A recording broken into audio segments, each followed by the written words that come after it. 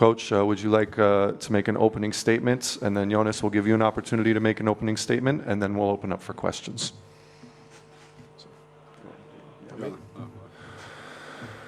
Oh, it's hard to say something.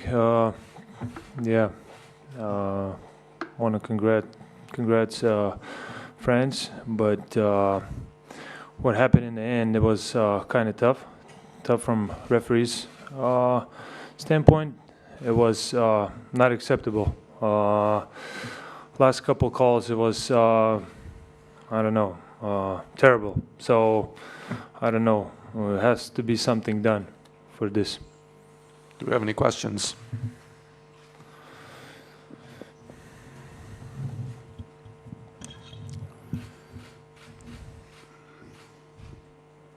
Jonas Miklovas, Basket News LT. Jonas, are you talking about the moment when Rudy Gobert touched the rim after your missed free throw? Is that the moment that you're talking about? Yes, mainly yes. It looks like it happened second time already in this tournament. What do you think about that? But as I know, it's illegal. Nieko to geriau, tu nesakyk nieko, aš pasakysiu. Nu, tai mes kartu. Any other questions? Tai pačioj valty treneri. Ne, tai čia. Okay. Coach, would you like to say anything, or? Yes, ask questions for FIBA. Ask them.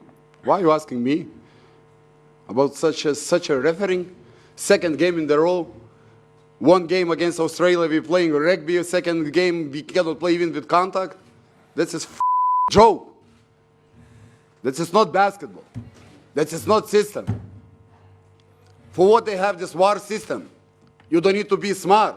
You need to be honest. Stop the game, go to watch what's happened in the game. These guys, they're spending all summer,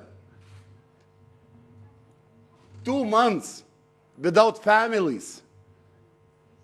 They're receiving $0, euros. Biggest respect for them. But somebody don't respect this game. This is go. Any questions? Okay, that concludes this press conference. Thank you, Coach, for your time. Thank you, Jonas. And we'll be back for France.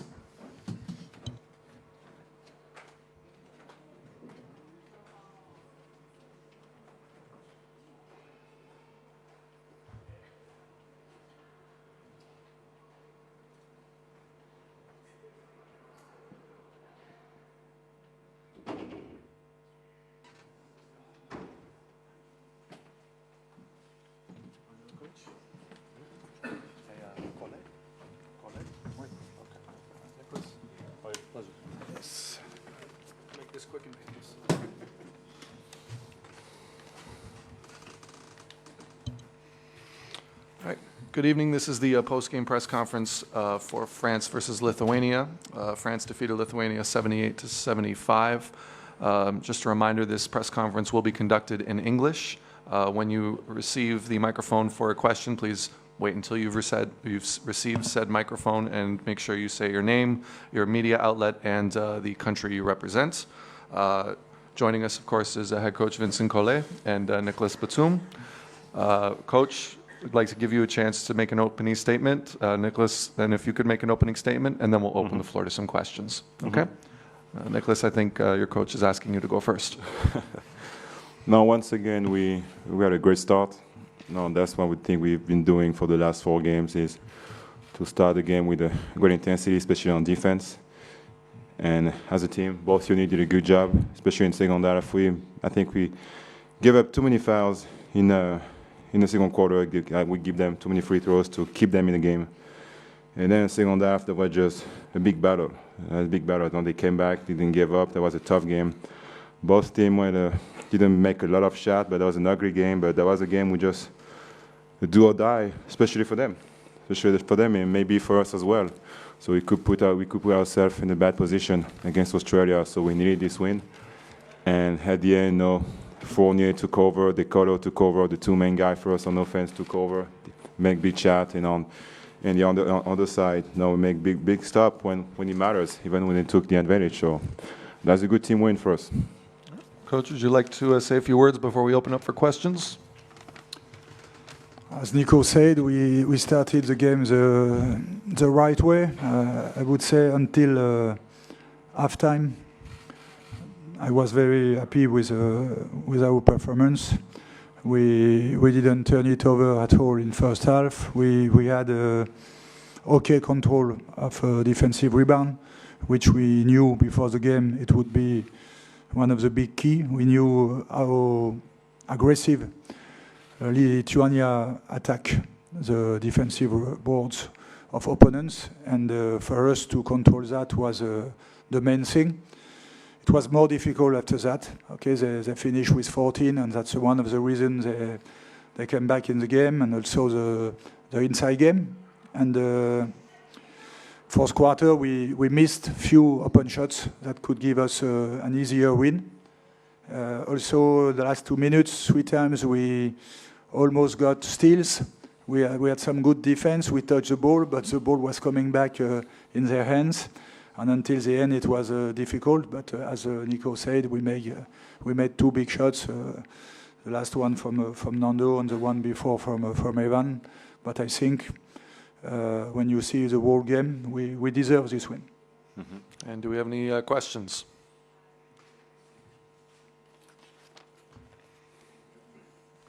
Jonas Miklovas, Basket News LT. Coach, it seemed as if the last shot missed by Valančiūnas was tipped off by hitting a rim by Rudy Gobert. What's your opinion about that episode? Which one? Le dernier. The final shot. C'est pas le dernier tir. Ça. The last free throws or last shot? Free throws? Oh, le dernier, on sait. I'm not. I didn't see. Very far from the action. I remember one time they touched the rim when we attacked the basket. I think it was Nando or Evan. And same time the ball was on the rim. Somebody grabbed the rim, but this one I don't remember. Any other questions? Okay, this concludes our press conference. Coach, Nicholas, I'd like to thank you very much for joining us. Thank you. And we will see you guys later. Have a good night. Seule question. Pensez.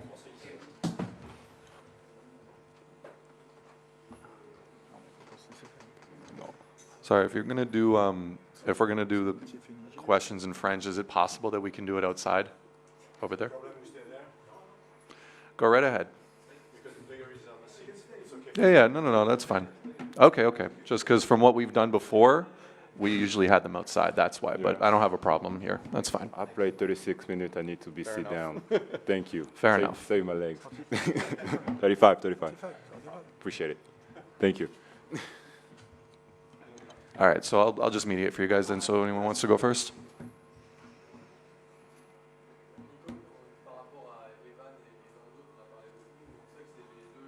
Mhm.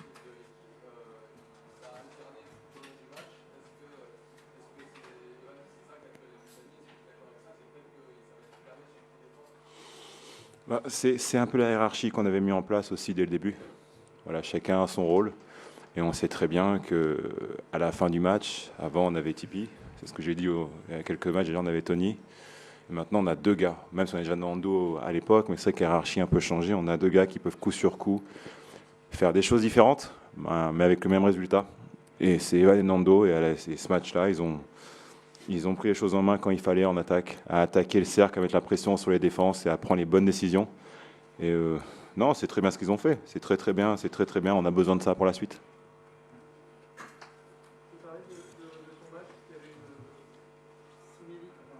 Tu peux parler donc de ton match. Il y avait une petite inquiétude par rapport au début de Coupe du Monde, puisqu'on t'a pas trop vu à cause d'une petite douleur au dos et puis du fait que les matchs étaient avec un moins grand enjeu que ce soir. C'est vrai que j'ai plus poussé sur le premier match. Après, donc j'ai loupé le deuxième et c'était une sorte de petite remise en route sur la République dominicaine. Donc c'était pas forcément d'inquiétude ou de grosse pression sur moi par rapport à ça. Mais je sais très bien que sur ce deuxième tour, il fallait que je sois plus en rythme. C'est pour ça que l'entraînement hier pour moi était plus intense que les autres, pour justement cette remise en rythme, parce que j'ai quasiment rien fait depuis une semaine, j'ai juste joué les 2 matchs, j'ai fait aucun entraînement. Donc là, j'étais mieux ce soir, plus en jambes, que ce soit en attaque ou en défense. J'étais plus impliqué offensivement en première mi-temps et plus impliqué défensivement en deuxième. Donc ça, c'est mon job, voilà, de faire pas mal de choses pour cette équipe, d'être un peu partout et de rendre leur vie plus facile des deux côtés, à tout le monde.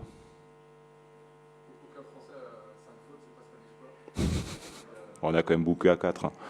Il y en a 1, 2, 3. On a géré un peu. Il y en a 4 à 4 fautes. Donc, ouais, ça a été géré aussi. Donc, mais c'est un match physique. De toute façon, c'était un match physique. C'était un match, une grosse intensité. C'était un match où les deux équipes, l'équipe perdante pouvait se mettre dans une situation très délicate. Donc les arbitres ont fait le boulot. C'est pas évident d'arbitrer un match comme ça parce que voilà, ça se rentre dedans, ça cherche les derniers ballons, ça défend dur, ça conteste tout. Donc bien sûr qu'il y a des fautes. Il y a des fautes et elles ne peuvent pas toutes être sifflées. Il y en a certaines qui sont sifflées, mais à la fin, c'est ceux qui en veulent plus, c'est passer au-dessus de ça. Et c'est ce qu'on a fait.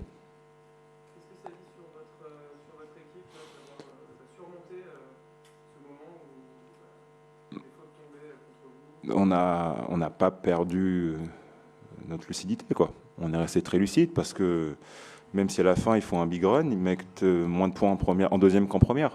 Ils marquent 36 points. Donc une mi-temps à 36 points, je prends. C'est-à-dire qu'on fait quand même des bonnes choses en défense, qu'on maintient, même si le mot d'ordre de Vincent c'était rebond offensif, ils en prennent 14. Mais on avait 2 cibles offensives à tenir, c'était Sabonis et Rigonis, et puis ils font 6 sur 17 et 6 balles perdues à 2. Donc ils n'ont pas forcément impacté le match, c'est ce qu'on voulait faire. On savait que Valanciunas, on devait être impliqué, on ne peut pas tout arrêter. C'est ce qui a été fait, mais les 2 principales menaces offensives qu'on voulait stopper, on les a stoppées, et c'est bien, c'est le niveau boulot, ça montre que le collectif a été là.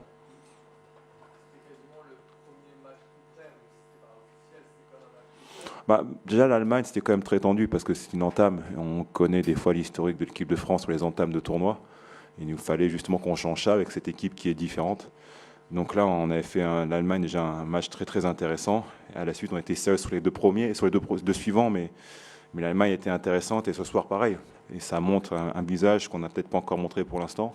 C'est une équipe qui match quasiment coup près. C'est une équipe qui mourrait ce soir entre guillemets si elle perdait et qui prend l'avantage à 2 minutes 30 de la fin et on est resté pareil.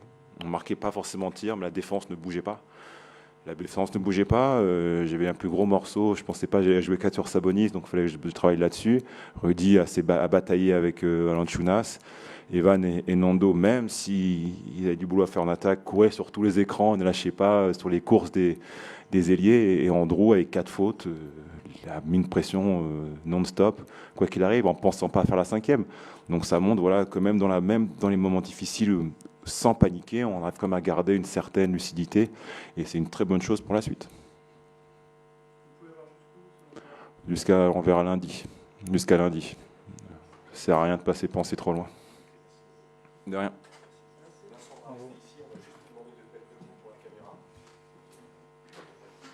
Parce que moi, j'ai pas joué, donc je vais me mettre de haut.